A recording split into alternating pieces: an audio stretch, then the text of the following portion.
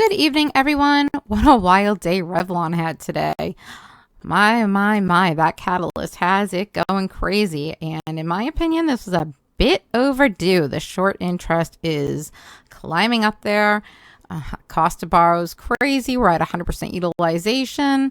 Just remember, nothing I say in this video is financial advice. Please do your own DD and be sure you look for good entry points. And I do not give price targets. That is something that I am not going to be responsible for because there's many factors that go into what Revlon actually does and whether FOMO buying comes in and whether shorts decide that they're actually going to cover, because they did not cover today, guys. This was all just FOMO buying. So let's take a look.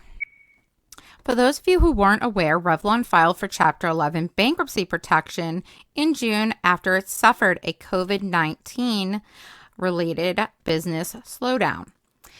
And today, the bankruptcy judge awarded them a loan for up to $1.4 billion. I should say approved a loan for up to $1.4 billion, which caused Revlon stock to surge over 121% today, guys.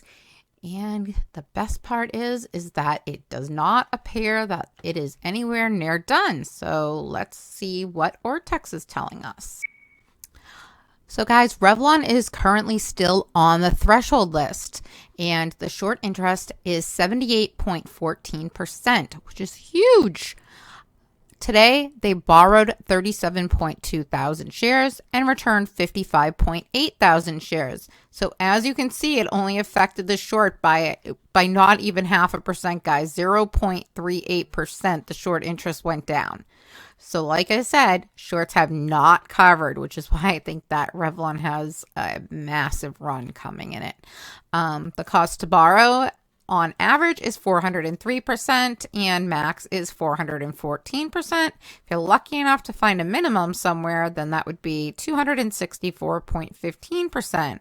However, I would be extremely cautious if you're planning to short Revlon right now, because I think that would be a huge mistake at this current amount of volume that's been picking up and the amount of interest that now Revlon has attracted due to surging over 100% today.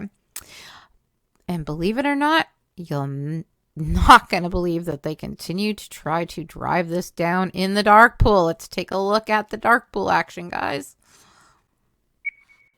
Unfortunately, Market Chameleon, my go-to for dark pool information, does not cover Revlon. So we only have Fintel, guys, who, as you can see by the short interest alone, they're usually a little bit off. So they tend to be under valued, the dark pool numbers, rather than be more accurate. So I'm not quite sure where this difference comes from. However, even on Fintel, they are showing the off exchange, which is the dark pool volume, of being 51.98%. So essentially 52% of all trades were done in the dark pool. And as you can see, even the short interest, for some reason, I don't think they update it as often or something, because it's never right. It's showing that there's only 60% short interest, which is still absolutely huge. So, I mean, really, it doesn't really matter.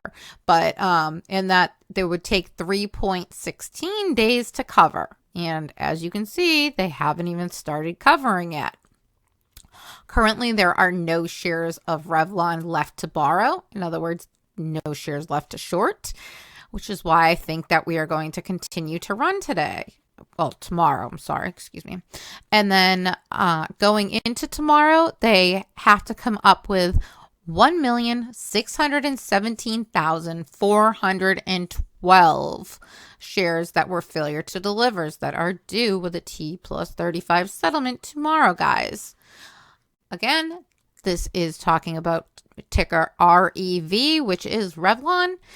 And I hope that anybody who decides to trade it that's not already in, I want to wish you a bunch of success. And please be sure to monitor for a good entry level.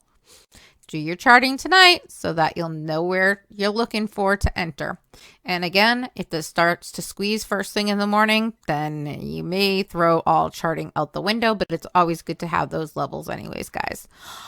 All right, that's it. Thank you so much for watching and have a great night.